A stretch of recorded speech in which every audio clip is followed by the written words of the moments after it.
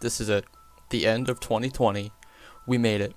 With all the wild and unfortunate stuff that's happened this year, I wanted to take some time to end the year on a high note and be positive. With everyone staying at home, mostly, including myself, I had some time to play some amazing games this year. So I thought it'd be fun to compile a personal list of my 10 favorite games from 2020. This list does not exclusively include games that were released this year, but just generally what I played this year and enjoyed the most. Let's get started. Starting at number 10 is a game that actually released over 4 years ago, and one that I really never expected to play.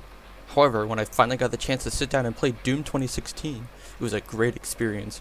My friend Adam constantly told me how much he loved the newer Doom games, and with Doom Eternal releasing this year in March, I figured I'd give the 2016 version a shot, and borrowed it from him.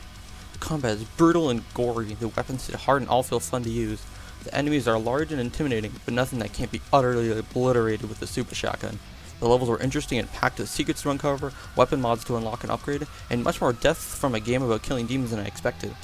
Doom 2016 is a great game, but as most fans know, it's outclassed in nearly every single way by its sequel, which I'll be saving for later. Regardless, if you're a fan of FPS games and have never played Doom, this is a strong starting point for the series, and I'm glad I was able to experience it this year. At number 9 is Super Mario Odyssey. When I first played this back in May, I didn't own a Switch and had to borrow my friend's console and a copy just to play the game. I played it to the end without doing much of the extra content, and I thought the game was just okay, nothing too spectacular. But now that I actually have a Switch and have the time to put into this large-ass game, I can appreciate it much more than I originally did. The amount of variety in activities that reward moons, as well as the kingdoms themselves, is quite surprising, and keeps the game interesting for most of the 100% completion, which I'm about 500 moons into at the moment. I think the best parts of this game by far are the costumes and the worlds. There are so many outfits that I wish I could be wearing all at the same time, including the 64-bit outfit from Mario 64, the astronaut suit, the king outfit, and many others. You can even see Mario's nipples, a truly revolutionary gaming experience. At number 8 is a game I played a few years ago on Xbox, but got around to playing again with the DLC now on PC. That game being Ahead in Time, an excellent platformer that I'd gladly play a third time. Each level has a strong lineup of missions and boss fights that, in my opinion, raise the bar on what a boss fight in a 3D platformer should be. The Snatcher and the Toilet of Doom fights are both personal favorites. The cel-shaded graphics are very reminiscent of the Wind Waker, with the controls feeling kind of like Mario Sunshine with the dive move, but of course there's even more to it.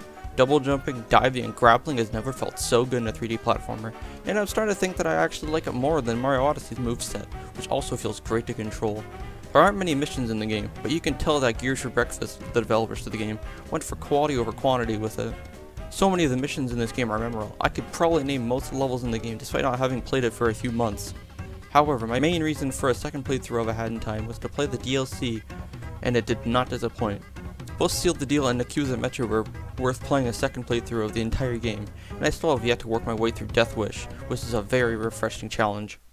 Next at number 7 is a game that I only started playing 2 days ago, and some of you may think that may be too little time to truly know if I like a game that much, but trust me, if I play 5 hours a game in one night without taking a break, I really like it, and that is exactly what happened with The Outer Worlds.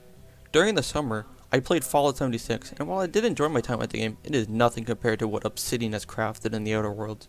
Right off the bat, the game hits you with a robust character creation that really helps you personalize your character, and then throws you into a vibrant world with interesting and wild characters with witty dialogue.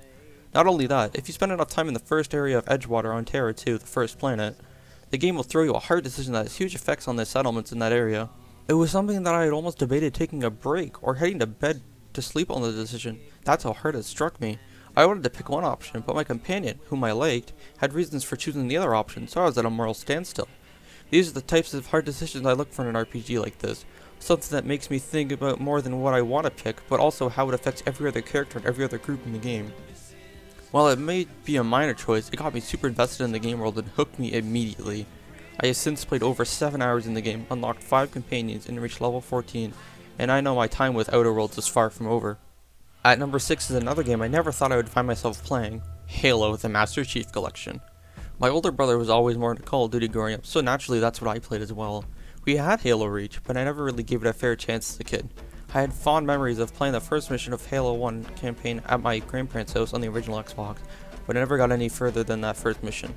However, my friend Adam convinced me to give this series a shot, and oh boy are these games solid as hell.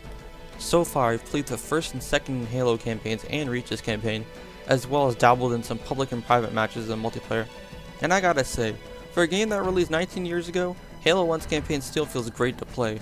I'm currently going through it with my brother and we're both having a blast. The guns feel so good to use, God bless the Magnum.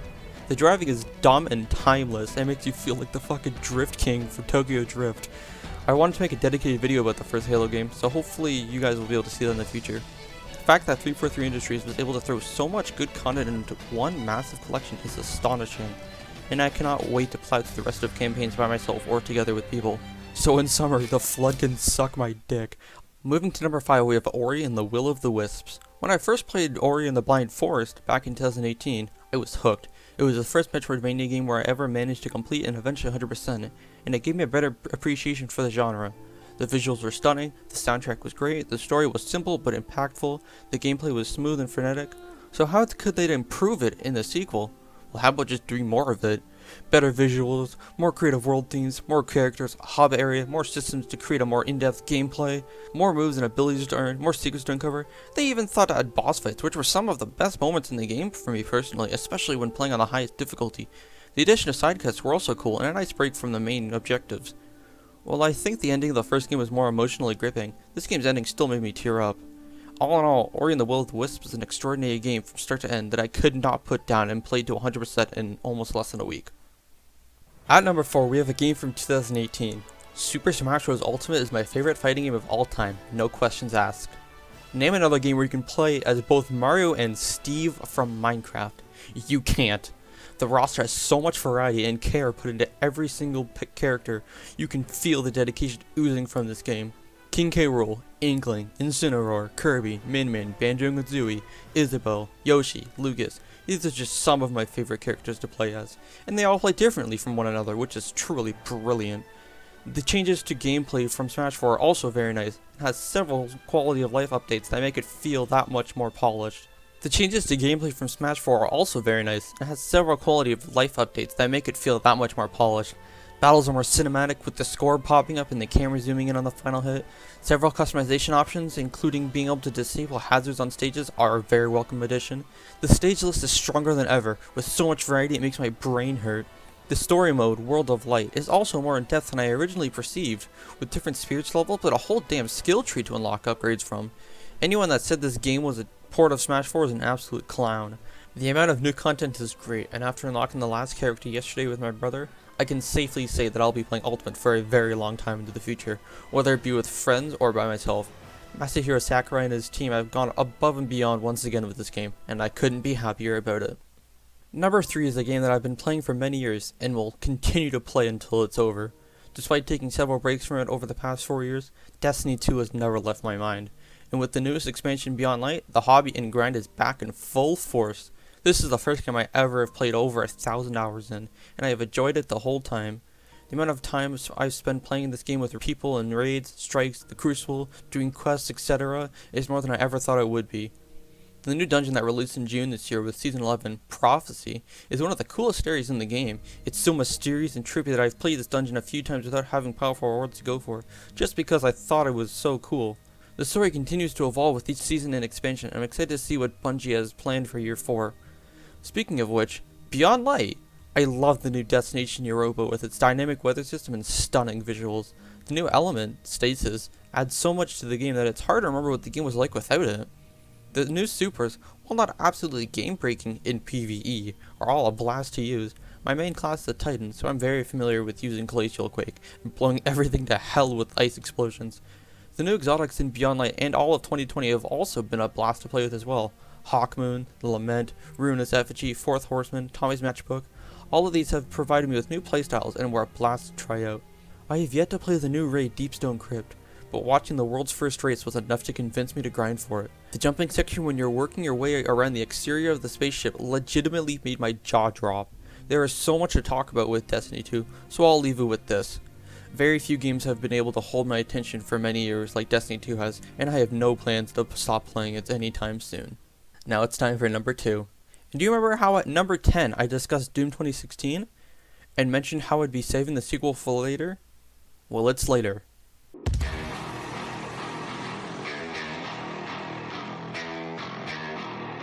Doom Eternal takes everything that 2016 did right and expands on it in every single way. Longer levels, more distinct environments, new demons and designs for several of them which absolutely look awesome, a new killer soundtrack that actually gave me a new appreciation for hard rock and heavy metal music. The game is harder with more secrets to uncover and has an explorable hub world. Many weapons return with a couple of new ones to spice up the gameplay, with the ballista being a personal favorite, as well as the Unmaker being a nice addition. The dash ability adds so much to the combat that it's hard to imagine what Doom would be without a dash. 2 types of grenades, a flamethrower for earning back shield, a chainsaw for earning back ammo, a double barrel shotgun with a fiery meat hook, a motherfucking sword. I could go on and on. Even the Ancient Gods DLC is great. There are so many good aspects in Doom Eternal, and I honestly could keep going, but I don't want to spend all of 2021 talking about it. If you love FPS games, play Doom Eternal ASAP. Before discussing number 1, I wanted to bring up some honorable mentions for other games I played this year and enjoyed, maybe not to the same degree as other members on this list. Firstly, the Link's Awakening remake on Switch is a solid Zelda game. I love the visuals and the singular overworld free of loading screens. Thus far I've only completed the first few dungeons, but they've all been enjoyable experiences with interesting puzzles and items. Next up is Yoshi's Crafted World. This is a game I was cautiously optimistic about. I heard somewhat mixed opinions about it, and the numerous short worlds instead of larger worlds had me slightly concerned. However, after playing through 2/3 of the game so far, I can say that it's a great game that I will definitely be finishing in the coming weeks before my next term of school begins. There is such a rich variety of level themes, both feels very distinct from one another. Maybe not as good as its predecessor on the Wii U. On its own, it's still a very strong title. Third, Sonic Mania is the first Sonic game I have thoroughly enjoyed and have the desire to complete all the way through. Despite not finishing it yet, I can confidently say that this is a great game with interesting and sprawling worlds, creative level design, and one of the best video game soundtracks ever made. I've spent countless hours listening to this OST, and I've even written midterms and studied with it blaring in my ears. I could list so many good songs, but I would be here for a long time. So many of the different acts are memorable, and they all stand out in their own way, making each new act feel refreshing to experience. One final honorable mention is the game series rather than one individual game. Throughout this whole year, I've been playing Call of Duty Zombies, both by myself and with friends. Whether it be Black Ops 1, Black Ops 2, Black Ops 3, Black Ops 4, Infinite Warfare, the new Cold War. I've played all these games several times this year and have loved them extensively. I even tried out Call of Duty Ghosts this year and found a new love for Extinction, which I never thought I'd get into. Although Cold War Zombies still has some work to do before it reaches the heights of its predecessors, I'm excited to see where we'll be going next in the Dark Aether story. And finally at number 1, let's just get right into it. Crash Bandicoot 4, it's about time. What a game! First announced in June of this year, I was on cloud 9 after hearing this news. That first trailer blew me away. Then we learned more about it over the summer with the new playable characters, flashback tapes, unlockable costumes, inverted mode, different dimensions, etc. It all sounded so promising. But I was still worried that maybe the stars wouldn't fully align and the game might be iffy.